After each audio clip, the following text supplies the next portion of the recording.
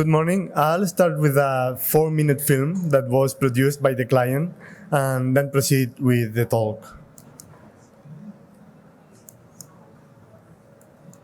Many people know BAFTA for our award ceremonies, but as an arts charity, at the heart of what we do is the work we do to find, develop and support the next generation of talent.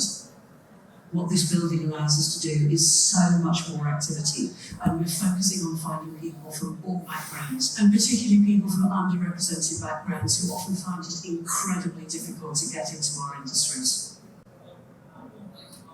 The building was built in 1883 as the Royal Institute of Printer in Watercolor, in direct opposition with the Royal Academy across the road.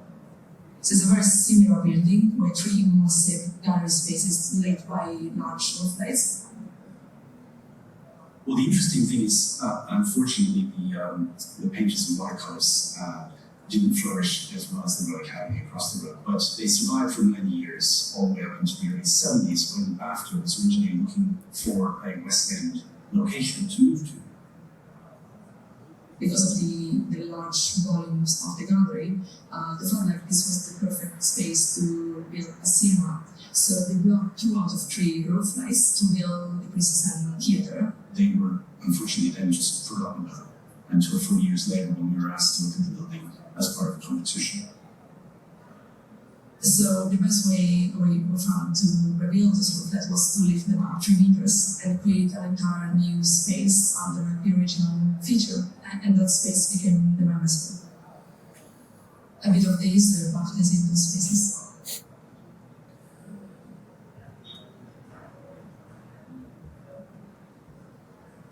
It is very sustainable to take a little building which was completely knackered, not really fit for purpose, and fully rejuvenated to turn it into an absolutely fit for purpose, wonderful vehicle through which BAFTA's chairman things can take place.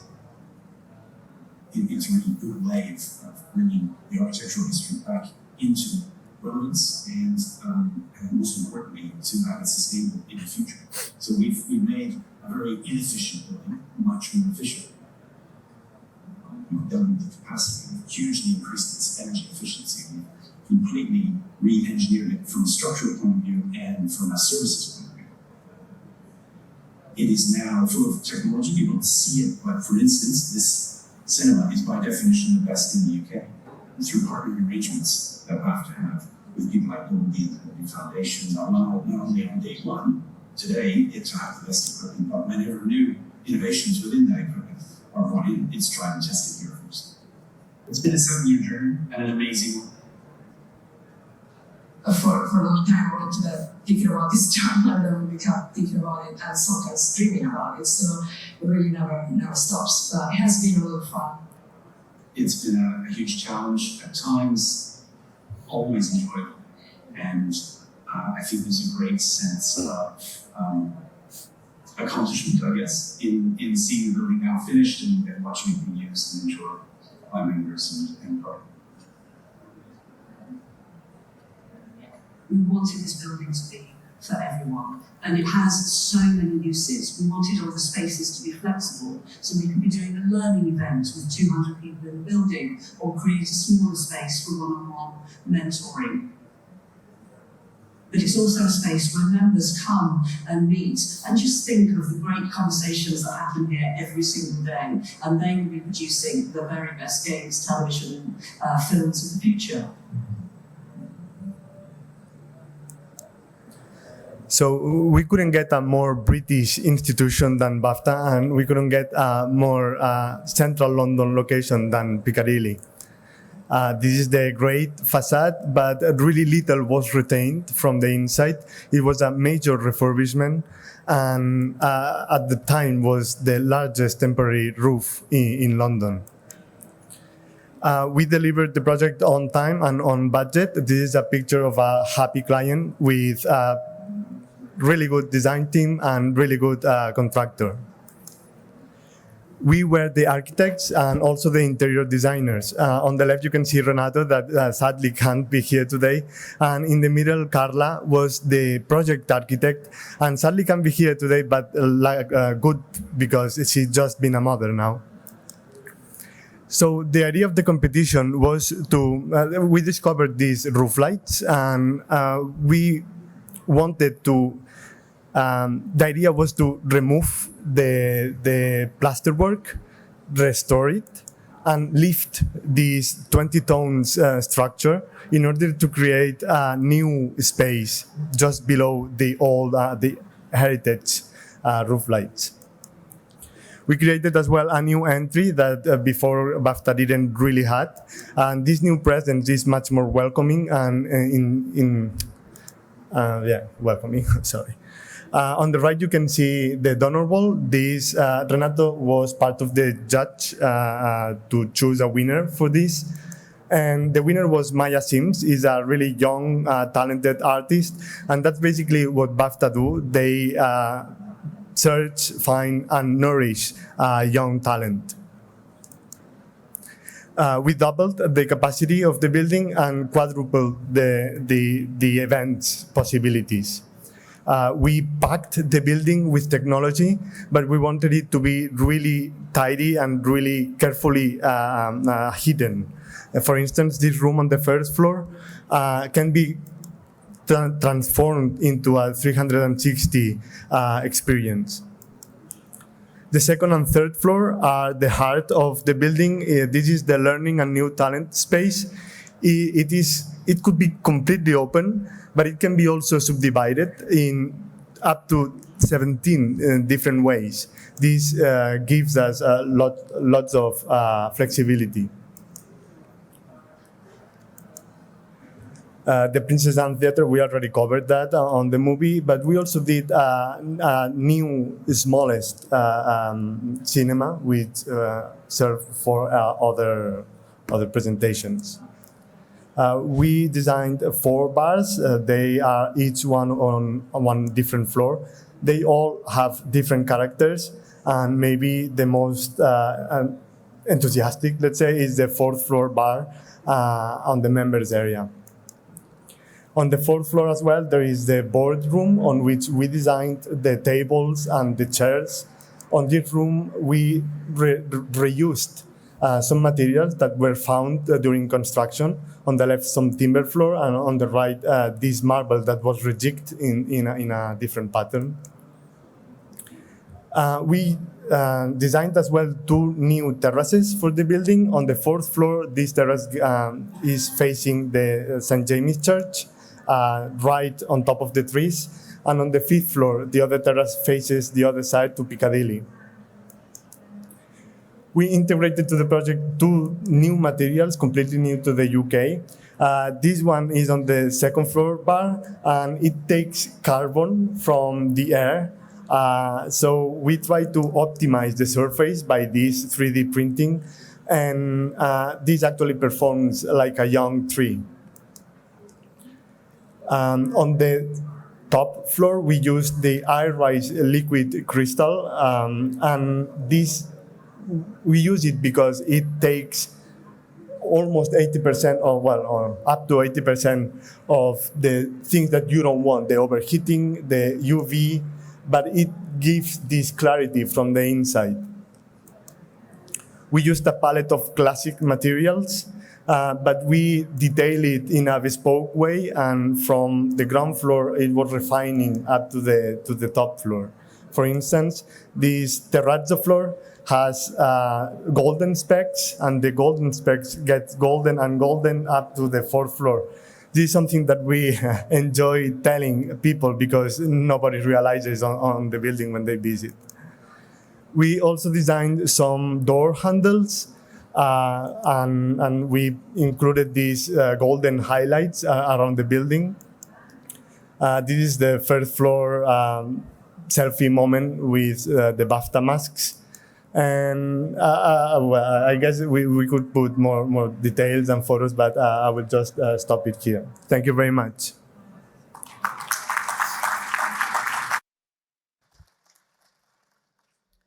Thank you very much. A stunning building. I've seen it before the transformation, and it's certainly a great improvement.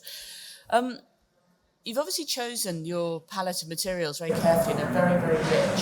And when you also consider that with BAFTA's mission about attracting a diverse group of people into the industry, finding and discovering new talent, making those people feel welcome in a space that is, or a series of spaces that are very rich and very grand, is that something you talked about? How did you approach matching the sort of aspirations and grandeur of BAFTA with also making these spaces welcoming and not overly intimidating for the people you're trying to attract into the building?